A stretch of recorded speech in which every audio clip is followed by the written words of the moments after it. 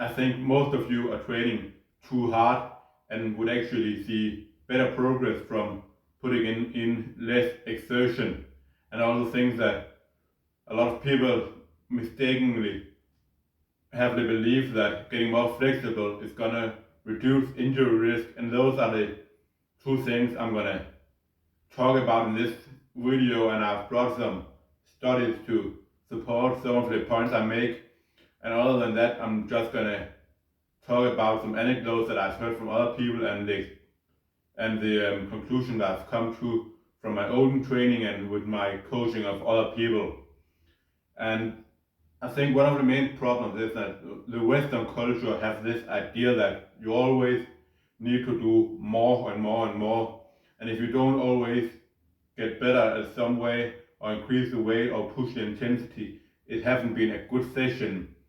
And the problem with always doing more and more and more and having to not just being happy with, okay, today this actually felt really good. I'm gonna stop after these 3 sets, though I felt like I could do 3 more sets of the same reps. I think the problem with this is when you always have to perform your best, is that it leads to burnout, and means that you need too much time to recover between your sessions. It requires too much mental engagement, and you always need to optimize things as much as you can to be able to outperform yourself. And actually, we have a study that actually shows that this is actually true. If you look at a study here from Refalo and colleagues here from 2023, actually, so a very recent study showing that going to failure or 1 rep from failure led to 3% slower velocities 24 hours post-exercise, while leaving 3 reps in reserve led to 2% faster velocities 24 hours post-exercise, and then after 48 hours all of this were actually gone, though everything were back to normal.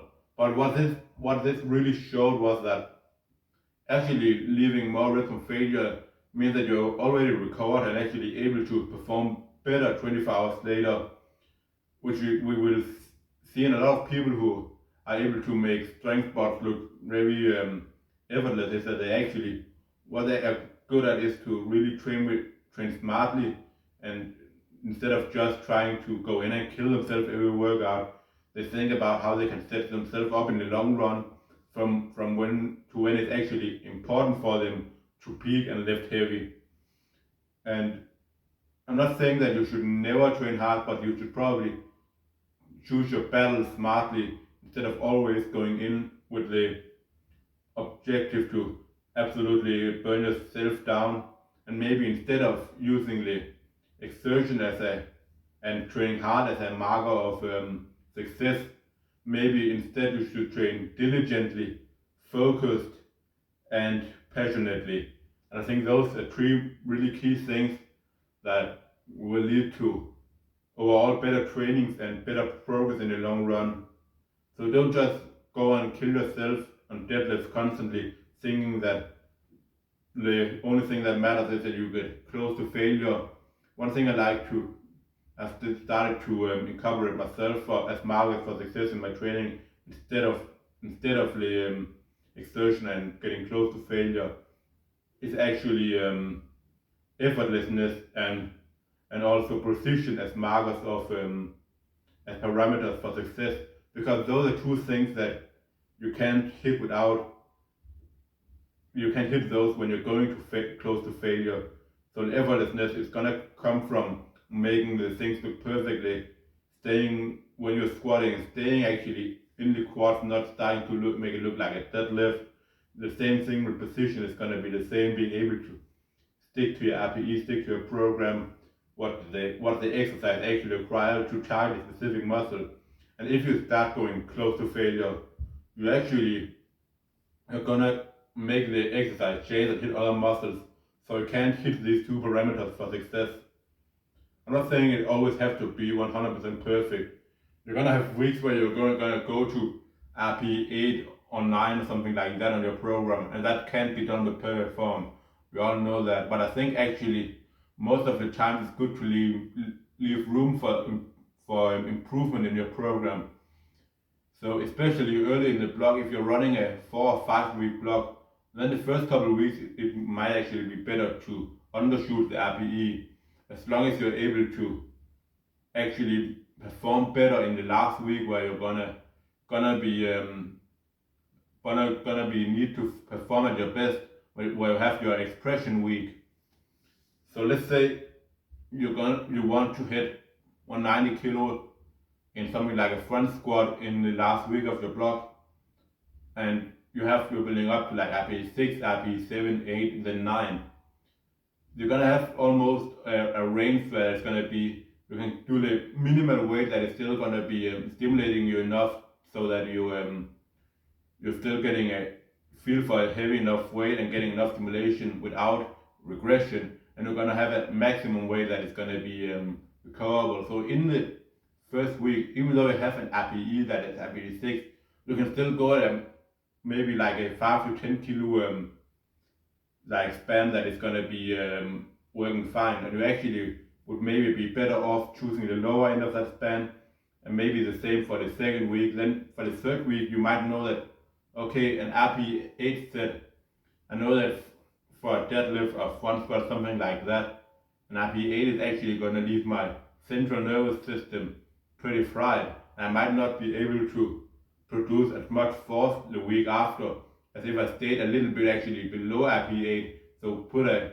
couple percentages, maybe like 2.5 kilo less on the bar and did the rep there and made it feel a little bit easier.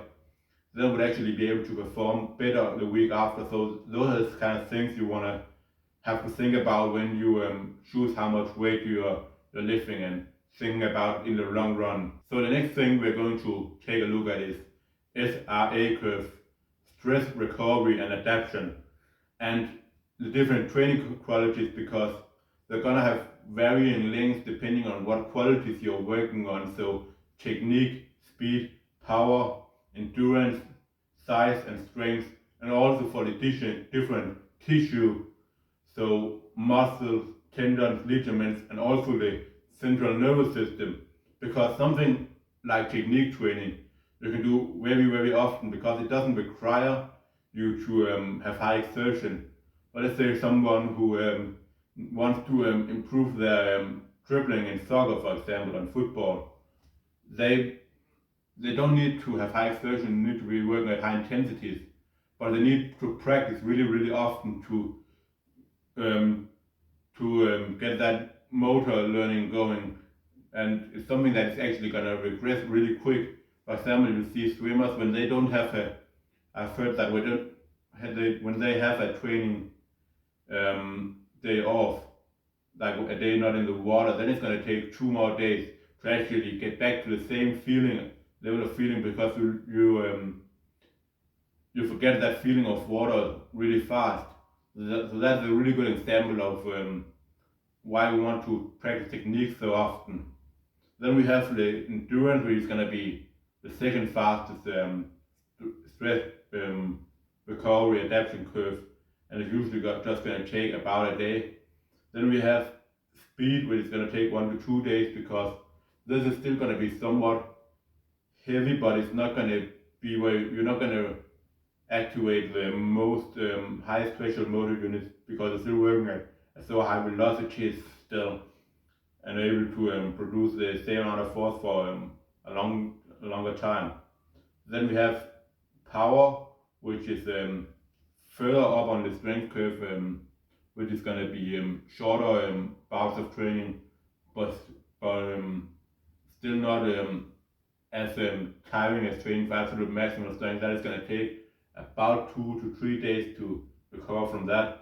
After that, we have training for size, so hypertrophy, which is actually going to be pretty fast to recover from. Like some muscles, if you have, depending on the area of the muscle, how big it is. So the biceps or the calves, forearms, stuff like that, lateral deltoid, that is going to be able to recover pretty fast. You can probably train those well over 3 times a week, to be honest. Especially if you come from other sports or something like that, where you have built up a good capacity. While something like your quads and your hamstrings, your back, your chest, you might only be able to train 2 times a week if you're training it really hard. And then lastly, we have training for strength. That is going to be a little bit harder to recover from, because then we have to think about the central nervous system, which is not just the muscles, but where signals are going to be sent out to the muscles. And when you get stronger and are able to train that on better and activate more motor units, it's gonna take longer before it's ready to go at its absolute best again. That's why we'll see certain people who are really good at deadlift, for example. That is the best example where you're able to lift the heaviest weight. They're gonna be deadlifting only maybe once every second week, or at least with any form of effort and high exertion, because that's how long it takes for them to be able to perform at the best level again. And then you also have to be aware of the tendon, for example, because your muscles can be fully recovered, while the tendons, they're going to take about 3 times as long to adapt. So even though you might feel like you're fine to train, you want to hold back with you can actually progress too fast. So you want to hold back a bit and follow the program as it's laid out. Even though your muscles are able to increase, you want to wait for your tendons to catch up, and that's where doing lower intensity stuff with higher reps, getting blood flow, where you are only focusing on just short range motion, can really help drive blood actually to the tendons, because the main reason they take longer to recover is because the blood, there's really like big blood restriction to those areas. And so yeah, understanding these different stress recovery adaptation curves can be good to, it's really important to create an optimal program, because for example for technique, when you can train that really often, let's say for squats, you will not really often see people who squat 3 times a day have 3 high exertion squat trainings, because that is going to be hard to recover from. So what you can then do is to actually have that third day just as a technique day, where you might not even go above API 5. And what it's basically going to do is it's just going to kind of set you up for your next week. It's going to allow you to recover while still grooving the squat pattern and improving that pattern. So it's actually still going to be beneficial. API 5 doesn't mean that it's not going to do anything at all, because it's still going to be close to 90% of your total effort. But this training, you should just see it more as just moving like really effortless, as I talked about, and having high precision. And just because it's easy, you don't want to go in with a mindset that it's just something that has to get done. You don't have to be focused. You still want to move aggressively and move perfect, because otherwise it's gonna be useless. So if you can do well in this kind of session, then you can then your other sessions you're gonna feel like the squat feels more natural, and you're actually better recovered because it's so little exertion in this training. Alright, so I've brought some studies that actually show that non-failure training can actually be more effective in terms of even hypertrophy than failure training. And the first one is a meta-analysis from Giorgio Gersic and colleagues, probably terrible pronunciation. But what they looked at was the effects of resistance training performed to repetition failure or non-failure on muscular strength and hypertrophy. And they actually found some really exciting things. So in studies that did not equate for volume, so they didn't do the same amount of volume, both parts, obviously those training to failure, they all need the same sets of reps, but those training to failure would obviously have to use more weight than those keeping reps in reserve. But they but they found significant favoring of non-failure training on strength gains, which is what I also see with most of my clients. I have clients that come to me having bench 3 times a week with multiple sets at RP 8 to 9 on each day, and when we start to incorporate really low intensity sets and just maybe one AMRAP set a week, having only like 3 hard sets a week at most, they actually start seeing way better progress because they get the ability to actually focus on the movement and have the precision in the movement. They're able to get in more volume without without getting as much fatigue. And then the AMRAP set that they do are is enough to create the adaptation they need in terms of strength, and all the other sets really makes them get used to the pattern of the exercise, and are just really good in terms of optimizing their technique and everything. And we also have another thing that they found, and that was that that yeah, these people who live more in rest and reserve, they also felt better in general and didn't have wasn't as sore as the people who went really back to failure. So that is also a really important factor, just how well you're feeling throughout the day. Then we have another study from, and I'm probably gonna pronounce this horrible as well, also from Refalo and colleagues, like the first study I showed, and it's a meta-analysis again on the influence of resistance training proximity to failure on skeletal muscle hypertrophy.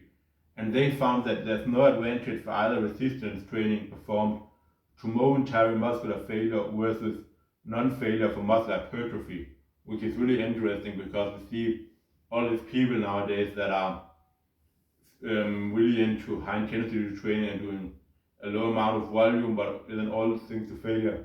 But what this actually shows is that it's not really better. So probably what these people have done before is that they stay too far away from failure, and what they can do now that they actually get close to failure, they're sure that they actually are going heavy enough, but they would probably see better progress or as good by staying doing another set and then or 2 more sets of each exercise and staying 2 reps from failure, and it would stop them from being as beat up in general outside of the training and so day-to-day life. And what they also found in this study was that there's no evidence to support that resistance training performed to momentary muscular failure is superior to non-failure resistant training for muscle hypertrophy, and also higher velocity loss thresholds and theoretically closer proximity to failure do not always elicit greater muscle hypertrophy. So yeah, that supports basically everything I've found out, what I've heard from other people, and why you actually can get better results from putting less exertion on your body. And now to the flexibility thing. So does more flexibility make you less injury prone? And actually I don't think so, because injuries happen for 2 reasons: bad fatigue management and acute injuries. So bad fatigue management basically just means that you're training too hard, so overtraining, and then acute injuries is because of too much external force putting you into positions that you're not strong enough in to support that heavy force. So think about when you see someone who pull over the tendon from their chest into the shoulder on something like an incline bench with incline dumbbell press, where they can't control the weight any longer, so the weight just ends up dropping too far behind, and they don't have the strength in that position. So actually, for acute injuries, a little bit extra flexibility can be useful.